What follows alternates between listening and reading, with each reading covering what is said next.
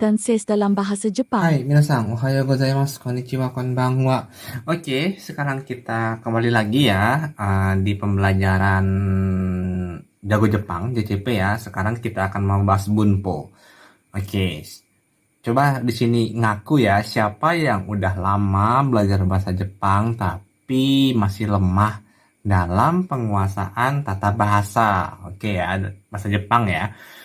Siapa nih yang masih bingung nih bagaimana gimana sih konsep tata bahasa dalam bahasa Jepang itu gitu. Bagaimana sih menggunakan tata bahasa yang baik dan benar? Kok selama ini ketika saya membuat kalimat ataupun menjawab soal-soal JLPT, bunpunya susah banget untuk ditemukan jawabannya gitu. Susah banget untuk membuat kalimat, susah banget untuk menjawab soal JLPT yang berhubungan sama bunpo gitu ya. Nah, mungkin kenapa seperti itu? Alasannya adalah karena ya konsep dasarnya, konsep tata bahasanya, konsep bunponya belum kuat. Atau cara belajar atau metode belajarnya yang mungkin kurang tepat atau kurang efektif. Oke ya. Nah, sekarang kita akan bongkar nih bagaimana memahami tata bahasa atau bunpo dalam bahasa Jepang dengan metode Jago Jepang. Oke ya, metode JCP ya. Khusus di sini akan Sensei bongkar bagaimana menguasai bunpo ya, tata bahasa bahasa Jepang. Konsep dasarnya agar kalian benar-benar bisa paham banget dan ngerti banget tata bahasa dalam bahasa Jepang itu seperti apa. Oke, ini konsep yang benar-benar harus kalian pahami. Ya, banyak juga beberapa yang saya temukan, ada yang dari member ataupun ada yang pembelajar lain yang setelah dia belajar dengan metode lain, dia belajar ke Jago Jepang, dia kebingungan dan dia tidak menguasai konsep dasarnya dengan baik. Akhirnya ketika dia belajar meneruskan pembelajaran harus diulang konsep dasarnya karena konsep dasarnya ada yang miskonsepsi nih ya. Jadi konsepnya ya. Oke ya. Oke, sekarang kita bahas. Simple banget. Untuk cara gampang mempelajari bunpo dalam bahasa Jepang itu adalah, pertama, kalian harus tahu konsep tenses dalam bahasa Jepang. Oke ya, bagaimana konsep tenses dalam bahasa Jepang. Ini tenses ya. Tenses itu apa ya? Kalau kalian pernah belajar bahasa Inggris, kalian mungkin hafal banget ya dengan tenses-tenses dalam bahasa Inggris. Misalnya simple tense gitu ya, perfect tense, past tense gitu ya, future tense gitu ya. Yang gitu karena kita udah belajar dari awal bahasa Inggris dari SD gitu ya, belajar dan kalian dikenalkan dengan tenses, mungkin kalian tidak asing dengan kata tenses itu. Tapi sebenarnya tenses itu apa sih dalam ilmu bahasa gitu ya, dalam ilmu linguistik gitu ya. Nah, tenses itu sebenarnya simple. Tenses itu adalah penunjuk waktu dalam bahasa gitu ya. Penunjuk waktu dalam bahasa. Jadi, kita bisa sederhanakan tenses itu penunjuk waktu atau bahasa kerennya bisa disebut kala. Ya, kala gitu ya. Dalam bahasa Indonesia penunjuk kala atau penunjuk waktu gitu ya. Bagaimana suatu kalimat itu diucapkan berdasarkan waktunya, apakah waktunya itu sekarang kah diceritakannya sekarang, atau kejadiannya itu mengambil setting di masa sekarang atau di masa lampau atau di masa yang akan datang atau yang masih sedang berlangsung. Nah, kalau bahasa Inggris komplit tuh ada yang past tense gitu ya, yang terjadi di masa lampau, waktunya terjadi di masa yang akan datang gitu ya, future gitu ya. Ada juga yang masih sedang gitu ya. Ada juga yang nanti akan terjadi gitu ya. Banyaklah istilah-istilahnya ya. Nah, dalam bahasa Indonesia sebenarnya tidak ada padanan yang tepat untuk banyaknya sistem waktu itu ya. Karena dalam bahasa Indonesia sendiri kita tidak mengenal bentuk tenses gitu ya. Nah, kalaupun ada ya terbatas penggunaannya. Nah, sekarang dalam bahasa Jepang nih, karena kita membahas dalam bahasa Jepang ya. Dalam bahasa Jepang ada nggak sih sistem tenses ini? Ada nggak sih tenses dalam bahasa Jepang itu? Ada nggak sih penunjuk waktu dalam bahasa Jepang itu? Ada loh. Ada yang tahu berapa? Ya, nggak sebanyak bahasa Inggris yang ada 16, yang 12, ada yang menyebut 12, 14 sampai 16 gitu ya. Nah, kalau dalam bahasa Jepang sendiri itu hanya ada dua, yaitu tenses ataupun waktu ataupun kala sekarang, oke ya, dan kala lampau. Ini aja, berarti cuma ada dua ya, sekarang dan lampau.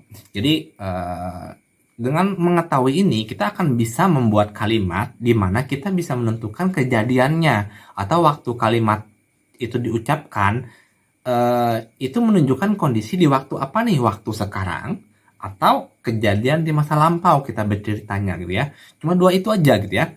Nah, gimana kalau yang masa akan datang gitu ya. Nah, dia masuk ke sekarang gitu ya. Jadi, kalau masa datang, yang akan datang, dia masuknya ke tenses atau kala yang sekarang gitu ya. Jadi, kalau ditanya, ada berapa sih tenses dalam bahasa Jepang itu, atau penunjuk waktu dalam bahasa Jepang, hanya ada dua, yaitu sekarang dan lampau. Itu aja ya. Gampang kan? Sekarang dan lampau. Oke. Itu konsep yang pertama. Jadi kalau ingin menguasai bunpo dalam bahasa Jepang, kalian harus menguasai tenses. Oke ya, yaitu tensesnya sekarang dan lampau. Cuma dua kok, jadi nggak bakal ribet gitu ya. Nggak. Kalau kita bandingkan dengan bahasa asing lainnya seperti bahasa Inggris, ini lumayan nggak ribet. Oke, itu yang pertama, konsep tenses kalian harus mengerti. Kedua, konsep kedua yang harus kalian pahami adalah konsep jenis kata. Jenis kata. Kalian harus mengetahui ini ya.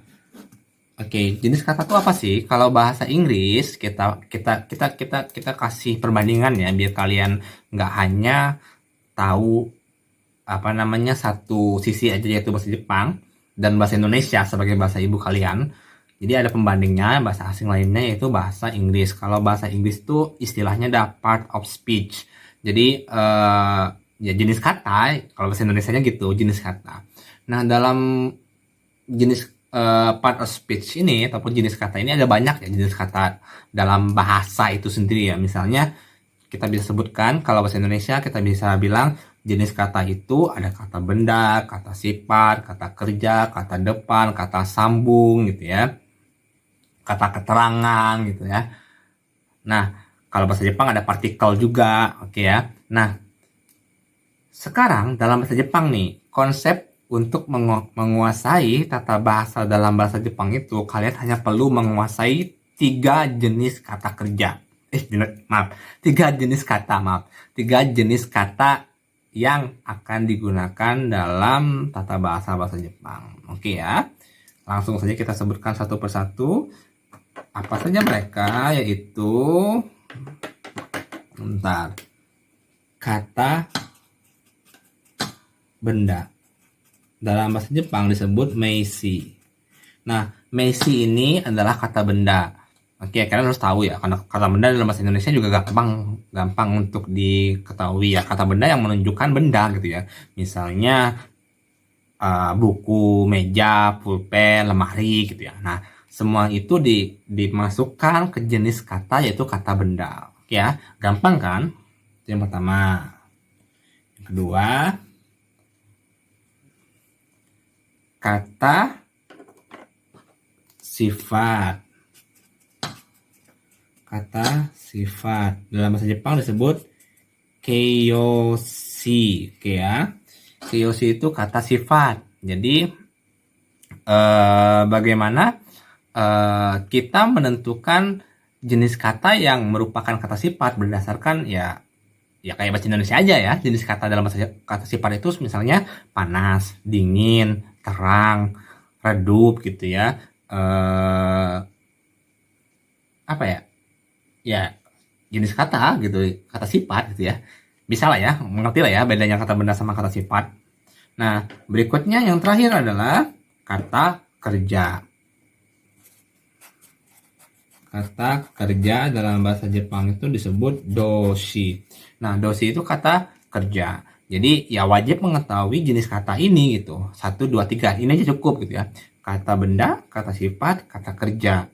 Nah, bunpo itu sebenarnya konsep sederhananya adalah hubungan antara, di garis bawah ya kata-kata sensei. Bunpo itu atau tata bahasa dalam bahasa Jepang itu adalah kita belajar bagaimana mengetahui hubungan antara jenis kata dan tenses ini. Oke ya. Itu aja sederhananya ya. Bunpo itu, saya ulang lagi, bunpo itu adalah bagaimana kita mengetahui hubungan antara jenis kata dan kala bentuk waktunya. Kata benda kalau pakai kala ini jadinya bagaimana, kata sifat bagaimana, kata kerja bagaimana. Oke ya. Coba sekarang perhatikan baik-baik. Misalnya, ketika kita menggunakan kata benda gitu ya, bagaimana kata benda itu akan berubah ketika dia menggunakan waktu kala sekarang. Bagaimana dia berubah ketika dia menceritakan di waktu lampau gitu.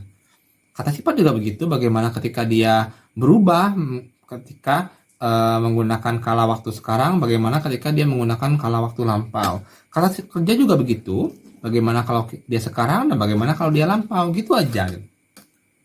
Nah, itu konsep tata bahasa Jepang, oke ya. Dengan metode ini, dengan metode ala JCP ini, dijamin kalian bisa paham. Kalau kalian benar-benar belajar memperhatikan dengan baik ya, kalian benar-benar paham bagaimana konsep tata bahasa atau bunpo dalam bahasa Jepang itu sebenarnya. Jadi, simpelnya, saya ulang sekali lagi, tata bahasa atau bunpo dalam bahasa Jepang itu hanyalah bagaimana kalian mengetahui hubungan jenis kata dengan tenses, bagaimana jenis kata dengan perubahan waktu atau kala. Oke, sesimpel itu.